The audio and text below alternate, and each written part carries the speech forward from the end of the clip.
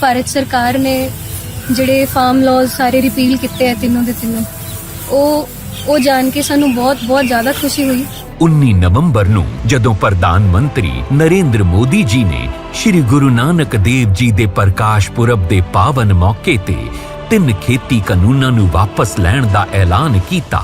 आज मैं आपको, पूरे देश को ये बताने आया हूं कि हमने 3 कृषि कानूनों को वापस लेने का, रिपील करने का निर्णय लिया है।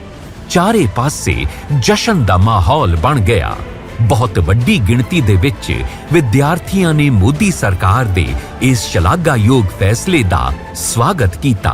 I would really like to thank our Indian government for repealing all the 3 farm laws. ਇੱਕ ਸਾਲ ਤੋਂ ਜੋ ਇੱਕ ਪ੍ਰੋਟੈਸਟ ਚੱਲ ਰਿਹਾ, ਇੱਕ ਸ਼ਾਂਤੀਪੂਰਵਕ ਜੋ ਮੋਰਚਾ ਚੱਲ ਰਿਹਾ ਸੀ ਕਿਸਾਨਾਂ ਦਾ, ਉਹਨੂੰ ਵੇਖਦੇ ਹੋਏ ਸਾਡੀ ਸਰਕਾਰ ਨੇ ਜੋ ਕਾਲੇ ਕਾਨੂੰਨ ਰੱਦ ਕਰ ਰਹੇ ਉਹਨਾਂ ਲਈ ਮਤਲਬ ਸਾਨੂੰ ਇੱਕ ਖਬਰ ਦਿੱਤੀ ਤੇ ਅੱਜ ਕੈਬਨਿਟ ਦੇ ਵਿੱਚ ਉਹਨਾਂ ਨੂੰ ਰੱਦ ਕਰ ਦਿੱਤਾ ਹੈ। ਇੱਕ ਬਹੁਤ ਹੀ ਚੰਗੀ ਨਿਊਜ਼ ਆ। ਤੇ ਨਾਲ ਹੀ ਉਹਨਾਂ ਨੇ ਅਲੱਗ-ਅਲੱਗ ਸੂਬਿਆਂ ਦੇ ਲਾਂਘਿਆਂ ਤੇ ਰੋਸ ਪ੍ਰਦਰਸ਼ਨ ਕਰ ਰਹੇ ਕਿਸਾਨਾਂ ਨੂੰ ਅਪੀਲ ਕੀਤੀ ਕਿ ਉਹ ਘਰਾਂ ਦੇ ਵਿੱਚ ਇੰਤਜ਼ਾਰ ਕਰ ਰਹੇ ਆਪਣੇ ਪਰਿਵਾਰਾਂ ਦੇ ਕੋਲ ਵਾਪਸ ਚਲੇ ਜਾਣ। ਜਿਹੜੇ ਸਾਡੇ ਕਿਸਾਨ ਭਾਈ ਬਾਰਡਰ ਤੇ ਬੈਠੇ ਆ, ਸਾਲ ਭਰ ਤੋਂ ਜ਼ਿਆਦਾ ਹੋ ਗਿਆ ਉਹਨਾਂ ਨੂੰ ਬੈਠੇ ਹੋਏ।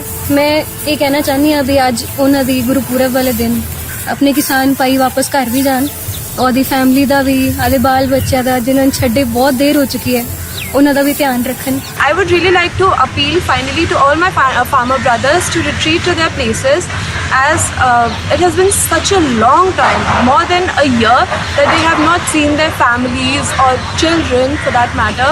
ਸਰਕਾਰ ਦੇ ਇਸ ਫੈਸਲੇ ਤੋਂ ਵਿਦਿਆਰਥੀਆਂ ਦੇ ਮਨ ਦੇ ਵਿੱਚ ਮੋਦੀ ਸਰਕਾਰ ਦੇ ਲਈ ਇਹ ਵਿਸ਼ਵਾਸ ਮੁੜ ਤੋਂ ਕਾਇਮ ਹੋ ਗਿਆ ਕਿ ਮੋਦੀ ਸਰਕਾਰ ਦੇ ਲਈ ਕਿਸਾਨਾਂ ਦੀ ਭਲਾਈ ਹੀ ਸਭ ਤੋਂ ਉੱਤੇ ਹੈ।